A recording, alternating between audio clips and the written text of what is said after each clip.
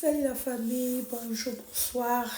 Ça dépend de l'heure que vous nous suivez, vraiment la famille. Merci beaucoup d'être là. Merci beaucoup de nous donner votre attention, vraiment. Je vous dis, si vous êtes pour la première fois sur notre chaîne Famille Botanique TV, abonnez-vous, abonne-toi, vraiment. Tu ne seras jamais déçu. Ici, vraiment, on travaille ici. Pas de bêtises, pas d'insultes, pas d'injures. On est là, on fait toujours des analyses proprement dites, analyses qui est vraiment analyse. Donc, et puis nos analyses sont vraiment des bonnes analyses, vous ne serez jamais dessus. C'est pour cela que je vous invite de vous abonner, de cliquer sur la cloche de notification pour qu'à chaque fois nous postons, ça apparaît directement sur votre écran des téléphones, tablettes, computer ou télévision. Vraiment, on est là ensemble. Merci beaucoup à tous les familles Bota parce que c'est grâce à vous que notre chaîne avance. Vraiment, on dit un grand merci à Famille Bota. Merci beaucoup et puis bonjour Nabiso chez Maman Belvi quand la patronne de Balobi Poutine de l'écriture. Merci beaucoup pour toi, Aran. Balobi vraiment tout coup taïpouna et pas à dire dans la douce. Balobi veritas. Alors vraiment la dit dans la douce. Il y a moi aussi la famille qui soutenir notre maman. Allons soutenir maman Belvi Candila, patronne partout où elle joue. Nous sommes contrés, pardon. Nous sommes contrés d'aller regarder maman Belvi. Balobi, chez Mimi Kabea aussi. Il y a, je crois, les sorts. C'est quoi? J'ai oublié les titres encore, je vais revoir encore les titres pour vous dire, je crois mauvais sort, donc c'est dans le sens là, c'est à peu près comme ça, mais je vais revoir. Donc elle joue encore chez Mimi Kabea pour le moment, et puis nous avons encore notre film chez Bellevue TV, hein, vraiment innocent ou coupable, hein, qui est déjà 10e partie. Aujourd'hui, nous allons revoir 11e partie de la famille. En tout cas, merci beaucoup pour tout le monde au Azokota là. Si vraiment tu es famille Bota, en tout cas, je pense que tu as déjà regardé tous les épisodes depuis le début jusqu'à à 10e partie, tu as déjà regardé. Si vraiment tu es famille Bota, si vraiment vous aimez Maman Belvi la patronne, et au cas contraire, si vous n'avez pas encore regardé, peut-être le temps, peut-être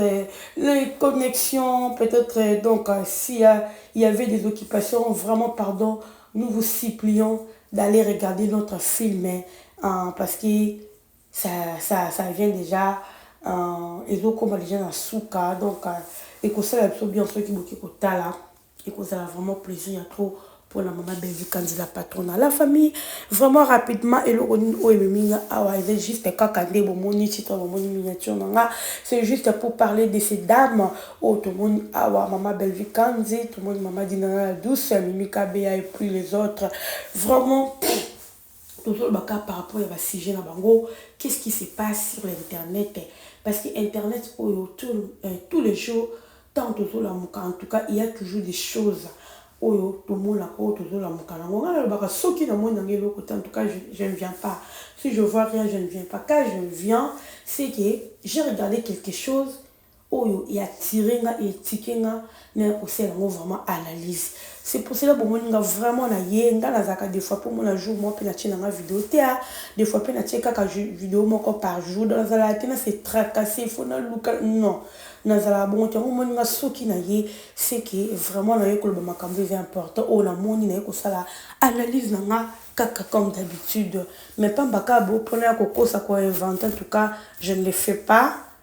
donc ça là on petit alors vraiment on a essayé la vidéo sur vraiment beau s'abonner beau partager la vidéo la biso beau partager que ça là bien beau zokata un colanda la vidéo la biso beau là vraiment be émission la biso beau là biso kala muke les bandeli vraiment beau songa biso te famille beau tabo là la biso beau yo kaka message into me libino tina suka et que ça là biso vraiment plaisir à trop so beau partager puis que ça là bien voilà la famille et les cambiza ah les cambia même des Sibino, Lelo est comme une histoire de Mimi Kabea. Donc, ce que je peux dire, en tout cas, Baba Cook, Monica, Ba chroniqueur, tout le fan, so ba monika mutu moko quelle que soit relation bazana mona na maman la bango sila soki kaka a s'afficher na belle vie en tout cas c'est tout à fait un problème yango bomoninga vraiment na ekolobela yango bandiko na ngai parce que trop c'est trop ça devient de trop histoire autozomona tant tozoya kolobaki mutu aye kokabula batu eza sila batu bazondima te parce que ezala mutu moko te oyo aza ya famille libota chroniqueur ou bien fan amona comédien moko boye pembeni ya sila bacréer un problème omona no te aucun jour tout ça la honte mais au contraire ceux qui kaka mutu ya famille libota moka et mutu moko kaka boye azali kaka comédienne akitape ko jouer na SB mais aye kaka azana belle vie toi belle vie na nina et créer ka problème pour dire mutema o bazana mutema moko ya jalousie alors ngana lobango mutu aza mutema jalousie et ça passe pour avancer la vie si tu veux avancer il faut que se pénalise pas mbolia baninga il faut que bête la baninga maboko oh ni na et sourire au betele maboko vraiment ça n'est pas coupable et puis ko beta maboko kaka ya libanda te et ça vraiment au fond du cœur oyebiki oh non ça là et ça vraiment et outra mutema na ngana wala ka bolingo et outra mutema na nga et non ki ndingi za ka bolingo ambe bon non okomona mpe nzambe akosala ba grâce parce que azotala beauté malo parce que nzambe atala mingi oyo ezali kati na biso atala libanda te ozomona atala apparence na biso atala oyo ezali kati na biso alors soki kati no déjà ozosala makambo malamu mpona ndeko na yo ozokoloba malamu mpona ndeko na yo ezouta na kati bandeko na ngai ozosepela lipambola ya ndeko na yo ezouta na kati na yo en tout cas nzambe mpe akopambola parce que nzambe alingaka bato ya bongo bato ya bongo nde nzambe apambolaka mais soki ozanaka mpona koyina mpona lipambola ya moninga yo fo olukaka kocréer lango problème fo olukaka olukela ngo kali moko boye po déstabiliser yango en tout cas bandeko na ngai yango monaka bato ebele bazobonga te na vie parce que nasali boye nazongisi boye motema na yo est ce que motema na obongisi yango est ce que osepela lipambola ya baninga pour que yo avancer c'est ça les problèmes tu vois donc vraiment en tout cas tomeka kobongisa biso toyaka koloba c'est apprendre ou à laisser ou amonika koki kobénéficier na baconseil na biso kozala gloire à Dieu ou pas moniki akobénéficier na yango te en tout cas c'est ezokoengage ka ye moko mpo nzambe ye moko talobi na tieli bino nzela mibale nzela lola na nzela lifelo donc quitte à toi de choisir donc c'est comme ça biso toyaka koloba mutu na mutu ayebi bisika ya kotelema mutu na mutu ayebi bisika oyo ya kopona oyo alingi alanda voilà vraiment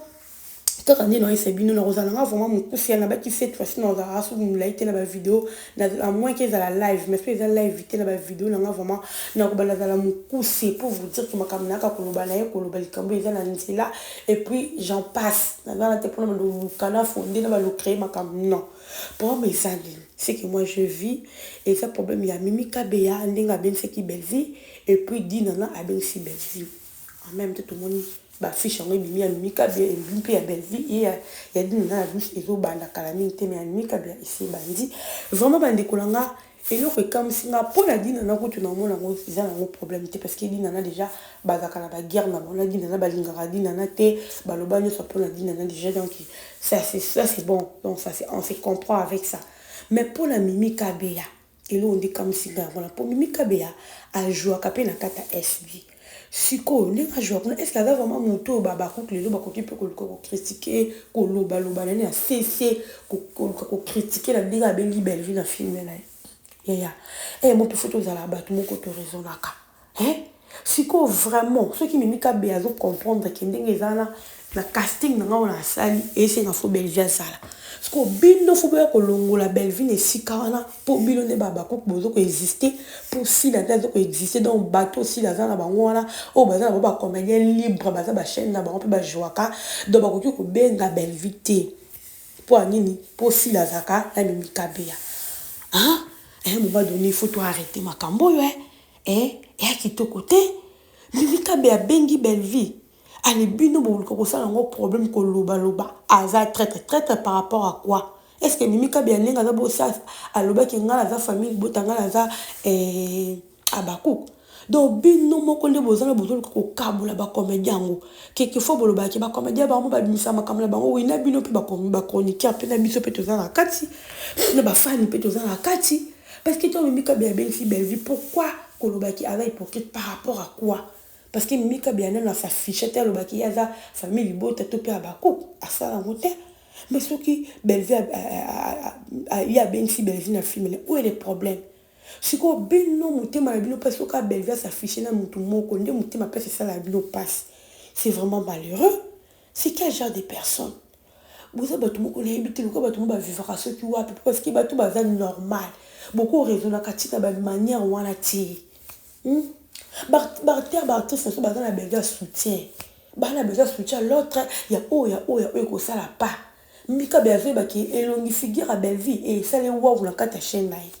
Et puis, ça, la wow, parce que la famille, il y a un yaka. So, tu dis que ça, il y a un ya, toke kota, et puis, impact, et puis, qui est Bellevue.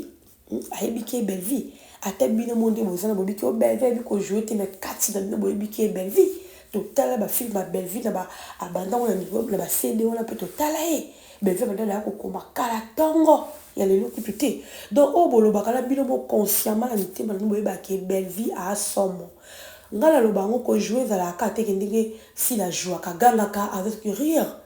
ko jouer wala senga ka mutu nyonso si la ndaza boye moko na scène ko jouer ti pas jouer faut dans la bateau à communiquer là bon pas à jouer bien et ça ndenge moko do arozana posa bato ko ba jouer ko Bellevue ozana posa ba jouer ko la aida ba jouer ko la bato dire maman top wato maman étoile maman Milo surtout maman Milo 50 hein ba papa Serge ozo sentir que bato wala sont ensemble wana nde ba formaka o ebengi film ba sali film mutu ye moko akokate bandeko nanga alors rôle mutu so rôle à jouer kala ba théâtre na biso donc azana impact c'est qui a un impact dans ta rôle na joie quand on va benga c'est qui impact moko ezamana c'est qui incarne que le connaît malam alors tout tika koloba ba leçon di wana boyo boté tout tika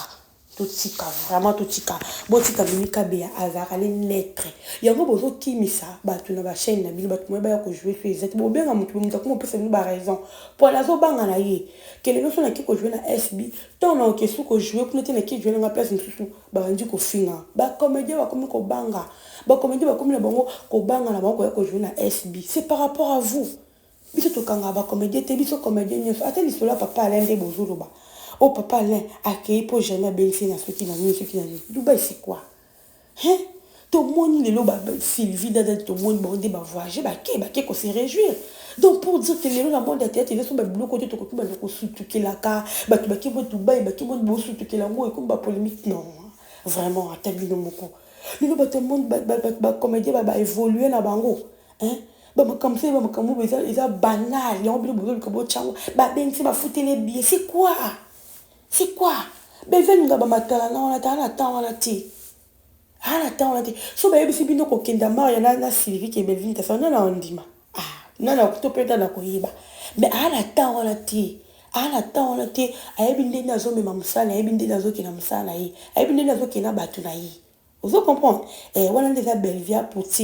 Poutine asala makamni na secret ça comme c'est biso nde ba oyo ba communicateur ne to ngato bimisa e kaka to bimisa kaka mais ye moko vraiment azala kutu kunati bandeko nanga alors vraiment cessons avec les noms de Bellevue le ko la Bellevue s'affiche na mimi faut bien boluka bosser la mimi problème botika mimi avant dans la kimia ayebi pourquoi abengi Bellevue parce que mon cœur Bellevue salaka ayebi qui est Bellevue ayebi qui a porté un plus na kata chaîne yanga Bellevue nana la même alors famille bote na single episode qui ko soutenir balobi pe Candice ta film qui toko ataye zakuda oncle Badou azakuna comme film na kata Bellevue TV joli film bande konanga to ki ndeko consommer film ani ko sala bien et la deuxième chaîne ya Bellevue TV vraiment film monga na Hollande en tout cas na possibilité film mo ki toko na ko sala mon coup c'est vraiment bande konanga na tiki bino on se retrouve à la prochaine vidéo mais to le kana ba chaîne bande konanga to